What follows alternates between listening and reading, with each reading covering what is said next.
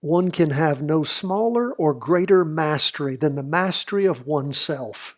Leonardo da Vinci. And my friends, you master yourself every day by spending 10 to 15 minutes in the market figuring this out. Great, great monthly question and answer session with all of our Patreon members that joined us today. If you're a Patreon member and you weren't able to participate, I've already emailed you, plus loaded up at the Patreon site, today's hour plus training.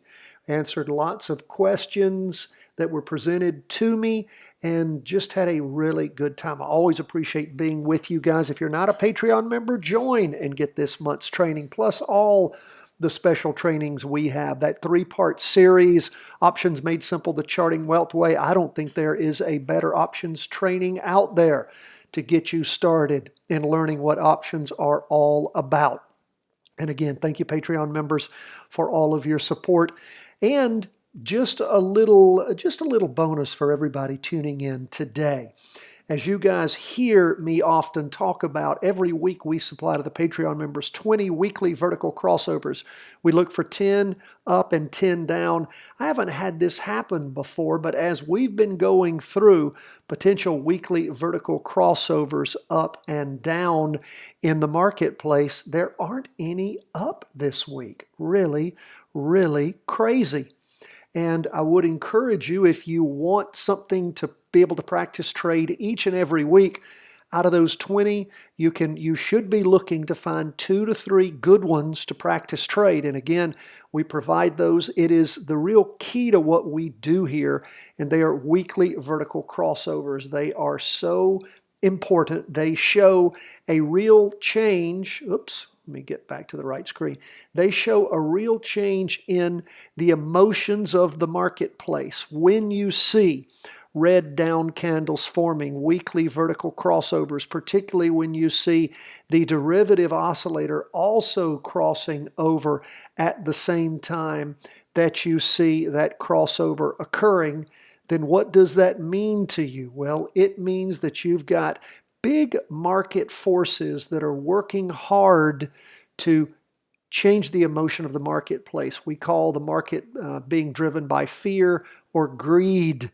And of course, when things start rolling over heavily, we see fear taking over. And when you see every single weekly vertical crossover on the S&P 500 going down, not up, that's crazy. I have no up ones that I've been able to find.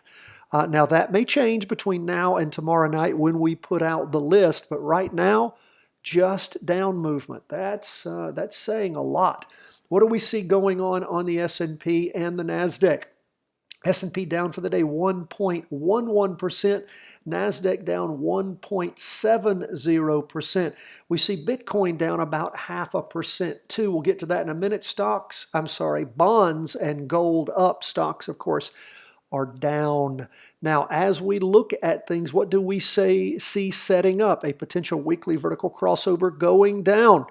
We had that crossover going up back on the week ending the 5th of November, followed by 2 weeks, and then things bleeding off last week with a red spinning top, almost a doji, and a red down candle, little wick on top, big wick on the bottom.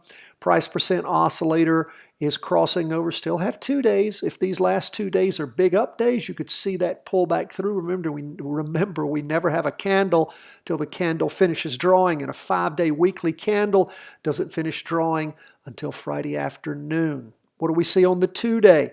We can see where that 2-day crossed over, going down back on Friday the 26th.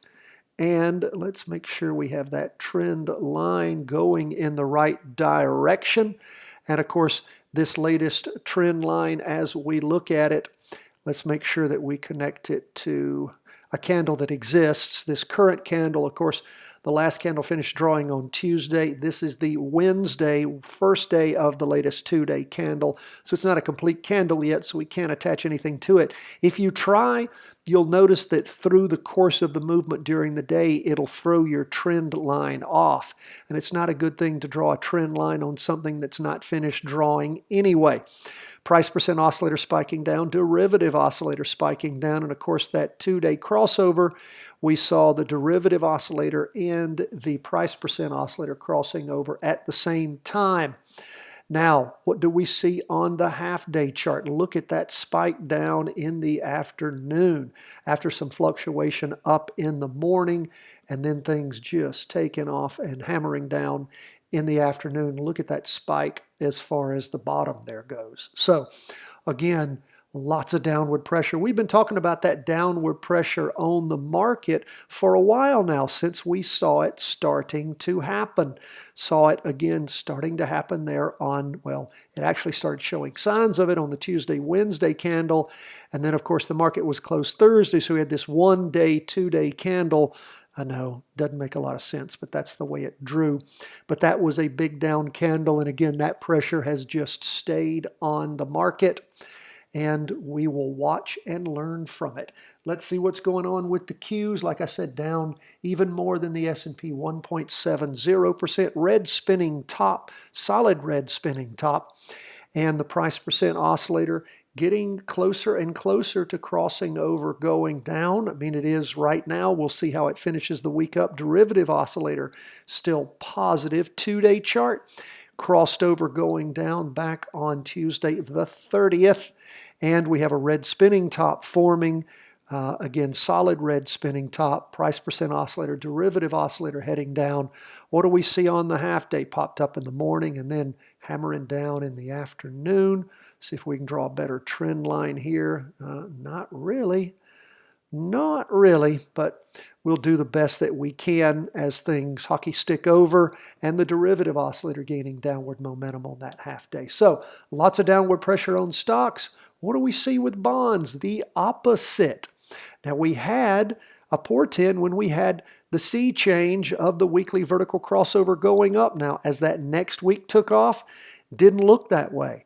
The following week after that, that is the week ending the 26th, we had a green spinning top with a big wick on the top and about the same size on the bottom. So indecision there, but tending up. Price percent oscillator continuing to move up. And this week, just a booming, reaching a higher high. Derivative oscillator, price percent oscillator moving up. What about the 2-day? It's been positive since all the way back on the 27th of October, before the weekly vertical crossover. We haven't had a crossover going down with a recross, just a sideways slide where it was real crappy for 6 days and then for another 4 days, and then took off these last 5 days, just spiking up. What do we see on the half day? We can see where it has moved up sort of in stutter steps. Not a lot of movement in the morning and then popping up in the afternoon. But again, we see bonds continuing to climb up, upward pressure on bonds with the downward pressure on stocks. What about gold? Well, gold has had last week a bad week for gold. This week, not a great one. An up day for gold, though. 0.40%, but still a big red down candle. Price percent oscillator headed down. Derivative oscillator positive, losing momentum.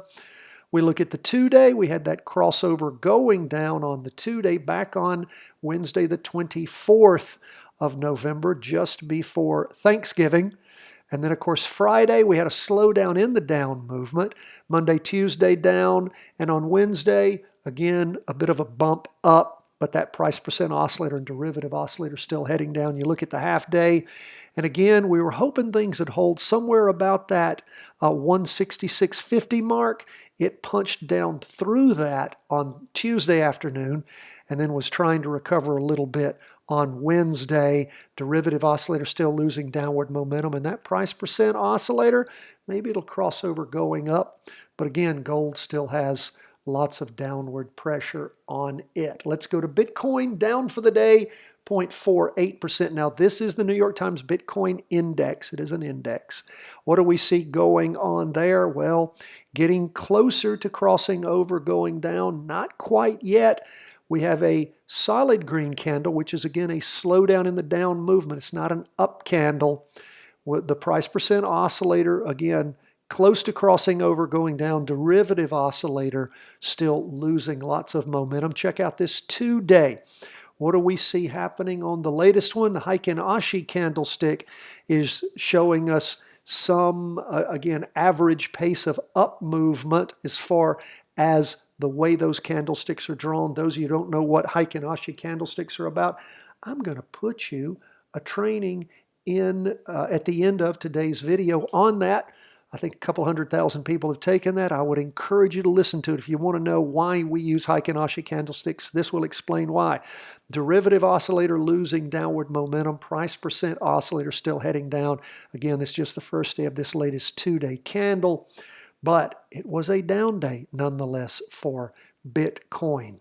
Now, what's up with the half-day chart? You can see where Bitcoin reached its most recent low back on, this last Friday, and what it's been trying to do since then is recover, and then that really slowed down and penetrated the half-day trend line at the end of the day.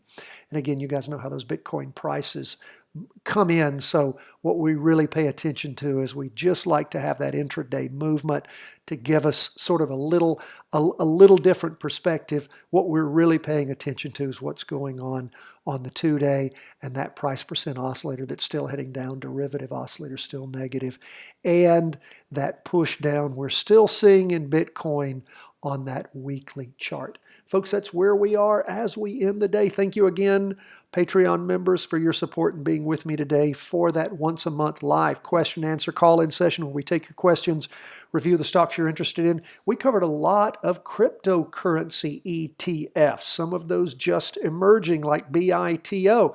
So if you're interested in cryptocurrencies and knowing what's going on, then again, by all means, join us as a Patreon. Starts as little as $30 a month. God bless my friends. All the best from the whole team at Charting Wealth World Headquarters.